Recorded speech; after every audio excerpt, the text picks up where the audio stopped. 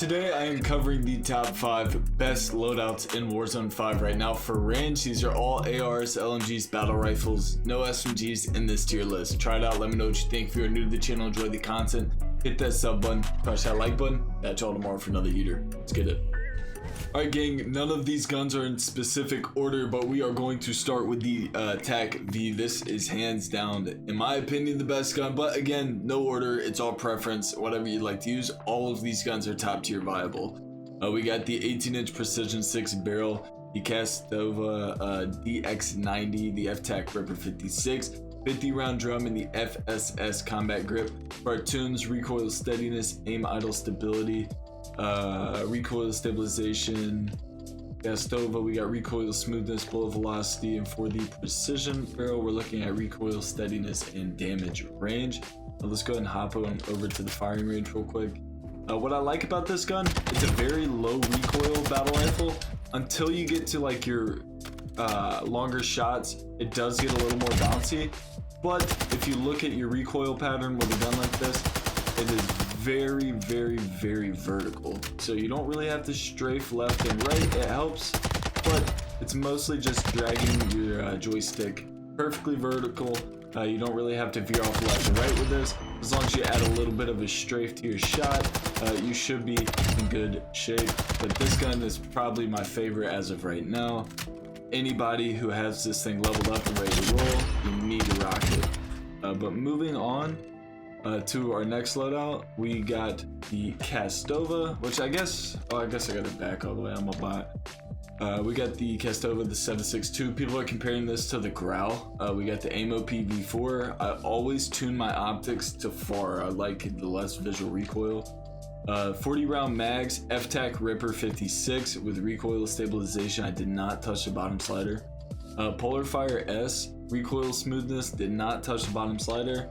And then the Cast 10 584 barrel with recoil steadiness and aim down sight speed at minus 26. Hopping on over to the firing range for the Castova. The big thing about this gun, this is a bouncy gun, but it's more horizontal bounce than vertical bounce. If you shoot at the wall, you'll see it kind of really fluctuates left to right between your shots, and then it really goes up to the right. So your recoil pattern is pretty basic. It's just down to the left with a little bit of left to right strafe, which I've explained that in videos before. If you've never seen that, when I'm shooting, I'm strafing left to right with the left joystick, just so I'm not having to do it with the right joystick. So I can work on vertical with the right stick, and I can work on horizontal with the left stick. But this is a super viable gun. It plays a lot like the AMAX in Warzone. And the beauty of the AMAX, oh my god. The beauty of the AMAX, in my opinion, you had a great skill gap with that gun. It wasn't a gun that everybody could just pick up and absolutely go to town with, because there was a little bit of a recoil difference. And if you weren't a player who really focused on like having perfect accuracy, it was not the gun for you. This gun plays exactly like that, but it hits really hard. I think that's where this thing actually shines, is the damage at range is nuts. I think it's a 3-shot headshot, 2-shot headshot. Let's see. 2-shot headshot. I mean, that's pretty ridiculous. At range, you catch 2 body shots and a headshot. It's pretty crazy. If you aim at the torso and you spray up, it should be a kill because you'll catch the headshot at the end. So definitely recommend this. Let's go on and move to the next. We got the Growl 556. That's what I call it, but it's really the Lockman 556, but it definitely plays like the Growl. So I even named my class the Growl 556. We got the Lockman Wrap barrel, tuned for recoil steadiness, damage range. The Harbinger D20, recoil smoothness, bullet velocity. Base 3 grip for recoil stabilization, aiming idle stability. 40 round mags in the AMOP V4, set for bar for less visual recoil. This gun's actually a laser beam. It does not move much at all. It's very vertical, very straightforward. There's really nothing to the recoil on this gun at all. It doesn't hit super duper hard. It's not one of those guns that you just absolutely feeling like it's entirely broken. It's extremely accurate though, and in my opinion, accuracy definitely outweighs damage. If you're hitting all of your shots, you're adding more flinch to that player, you're adding more mental panic, and you're probably going to win the gunfight if you can stick those shots.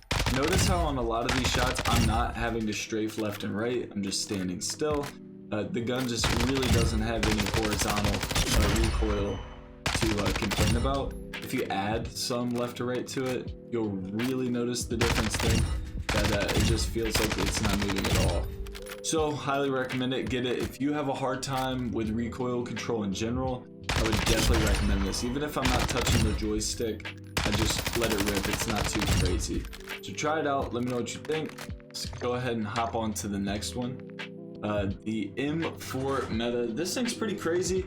I think the M4 is like, it's one of those guns that in every COD it's always solid. You can never really go wrong with it. Obviously AMOP V4 is going to be set to FAR. 60 round mags. FTAC Ripper 56 is for plus 80 and plus 40. For the Gauge 9 mono we got plus 1.4 and then minus 1.0. And for the high tower 20-inch barrel we got plus 5 and minus 4.4. Let's throw this into the firing range. This gun has a balance. It hits, it doesn't absolutely just fry, and it's definitely on the bouncier side. More or less a visual for horizontal. It's not really a vertical recoil. We take it and spray at the wall. You'll see it's just kind of sporadic all over the place. The pattern, you know, makes that S, but you have a lot of little bounces here and there, and then at the end of your spray it kind of gets haywire. This is definitely one of those guns I recommend you focus your left stick compared to your right stick for your horizontal instead of your vertical. But it's a solid gun, and rule of thumb, usually everybody has their M4 leveled up. So it's one of those guns, I like that about Warzone. For the people who don't really play, you can always just rock an M4. There's always like a variant of this gun you can rock, and it's usually the first gun you have unlocked in terms of ARs. So try this build out, let me know what you think. I definitely think this gun rips, and I think I'd be happy to run it any day. Absolutely. Moving on, we got my second favorite gun in the game. We got the TAC 56. I'm a big fan of the TACs and how they play. I was a huge fan of the SCAR in OG Modern Warfare 2. I was also a fan of the SCAR in Warzone, like the first Warzone. People hated on it. I was a fan.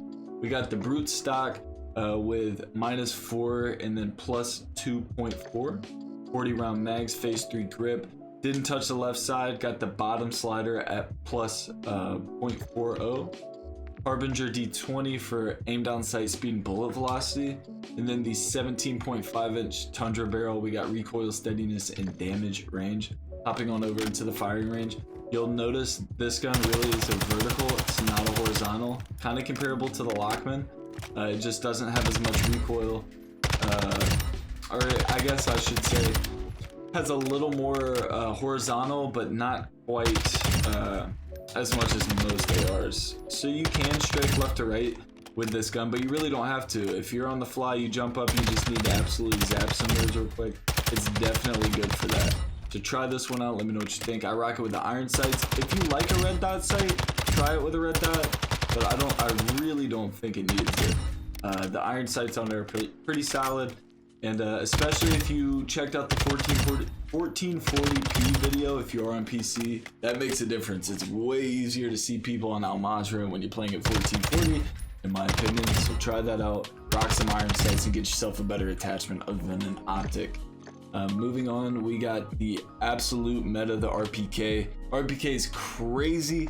I don't really even think I need to cover the attachments on this, but I will. We got the Demo X2 grip, recoil steadiness, aim idle stability. The 7.62 high velocity rounds for damage range and bullet velocity. We got the Commando 4 grip at recoil stabilization, aiming idle stability, Castova DX90 recoil smoothness, bullet velocity, and again the AMOP V4. It's going to be set to FAR for less visual recoil. Getting it over into the firing range, you'll notice off the bat this gun really it kicks and then it kind of locks itself. I mean, you have initial recoil, but once you get through your initial recoil, I mean, it is just on. It's one of those guns that if you have like a group of people, you know, let's see. Well, I guess he's gonna move now. Everyone's kind of spread out here, but in one clip, you can really just drag this thing across the board and you can keep on going. That's the beauty of it.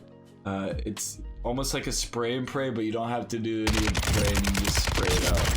But yeah, you can absolutely laser people with this thing. So try it out. Let me know what you think. The damage profile is crazy. 2-shot headshot. This is definitely my go-to. If I had to choose out of any of these ARs, I'm probably rocking the RPK, if not around the FTAC V. But comes down to preference. What do you personally enjoy? These are what I like, man. But look, if you're new to the channel, enjoy the content, let me know by hitting that sub button, crushing that like button. Road to 5K is a go, man. Thank you all so much for the love and support. Catch you all tomorrow for another banger. Let's get it.